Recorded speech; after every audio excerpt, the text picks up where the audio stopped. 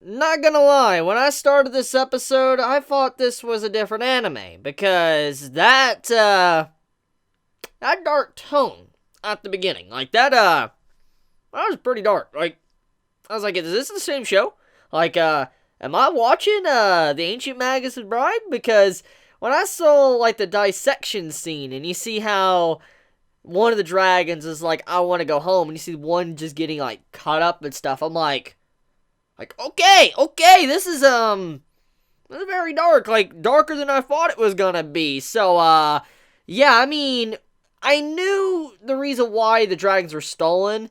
It was obvious that, Karta, stole them, and basically he was going to use the dragons probably in some form of chimera experiment. I talked about this, but I just didn't think that it was going to get, shown, like, seeing one of them getting dissected. I'm like, I was just like, okay, this is a freaky episode. I mean, it had its happy moments, yes, but there was a lot of dark moments in this episode, more darker than normal, like when it comes to this series, and whoa, I'm liking this arc so far. I'm liking the arc we're getting into. I'm going to assume that this is like the final arc of the Ancient Magus' Bride we're probably going to have for this anime, because I believe this show is only going to have like 24 or so episodes. The dragon at the end of the episode, we get to see like the adult, like blackish looking dragon at the end.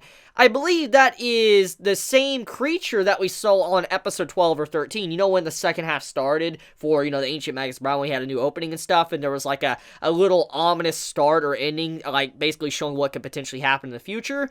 Well, it looks like that creature, the dragon at the end of the episode, that's what that creature was a while back on episode 12 or 13. Let's talk about Karta.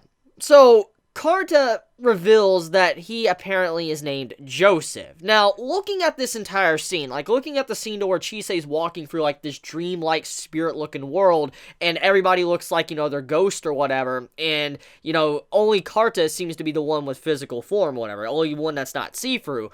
And this entire segment with the episode, like it starts off in this episode, it's a very eerie scene. It's very different from the normal, like, stuff we see from the Ancient Magus Bride.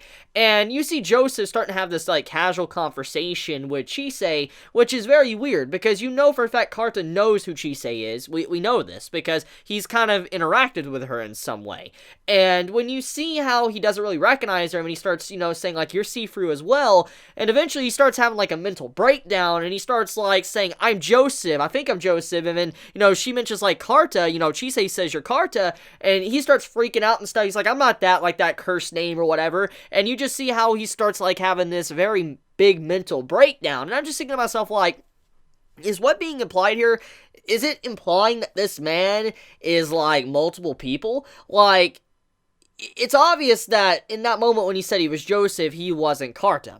And I'm going to assume that he's two people in one body. I mean, he makes chimeras and stuff, so I'm going to assume that maybe the reason why he has a split personality and all that, maybe he's a mix of, like, different things. Maybe he himself is a chimera. Maybe he has multiple souls or something inside of his body.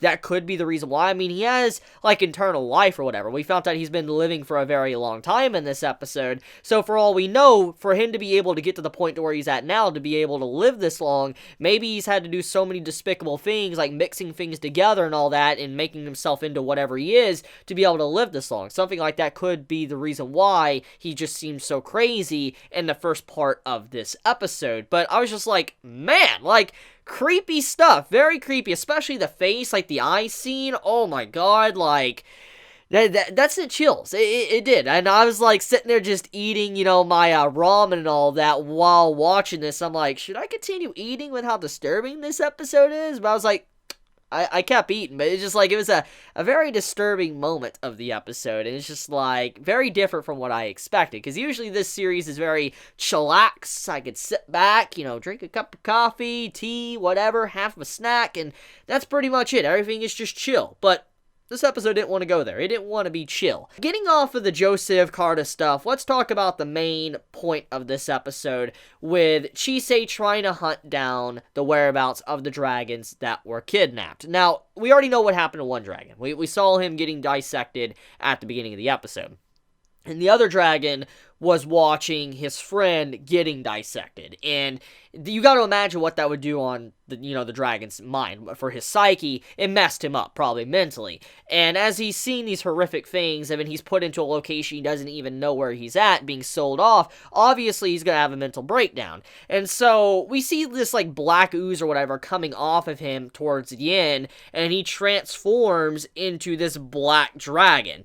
Now, I'm gonna assume, like, it's like that filth, that stuff we saw in, the lake a while back, with the cats and stuff, with the dude that was corrupted and turned into what he was, like this cursed, like, being or whatever. I'm going to assume that that's probably what happened to the dragon, probably because all these, darker emotions and stuff, he got turned into that. I'm just assuming. That's what I'm assuming is going on.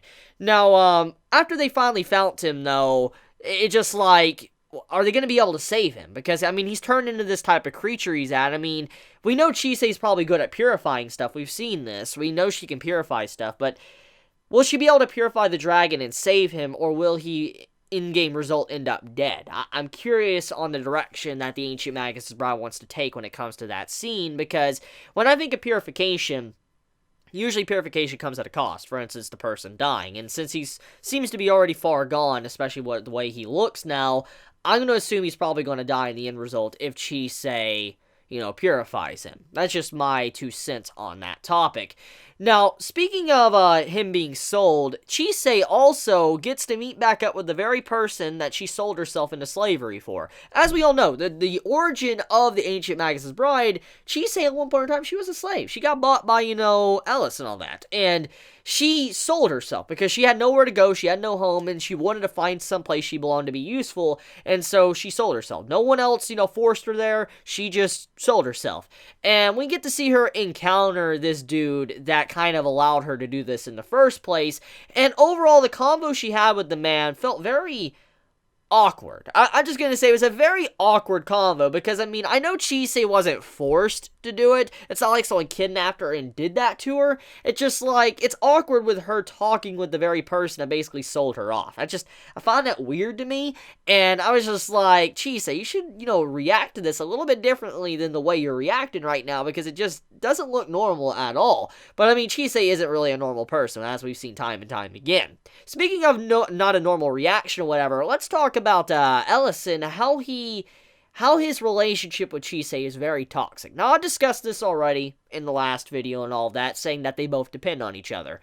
But we also get a little bit more clarification. Ellis is very aware that he has been dependent on Chisei, and she's dependent on him. And it seems like he is trying to put Chisei on a selective path. For instance, he's giving Chisei only a certain limited amount of options for she will go down the path that Ellis wants her to go down. So, he's not really giving her a choice. For instance, he's making, like, let's say, a railroad track, okay? Imagine a railroad track in your mind. Picture it in your mind. That's the analogy that was used in this episode.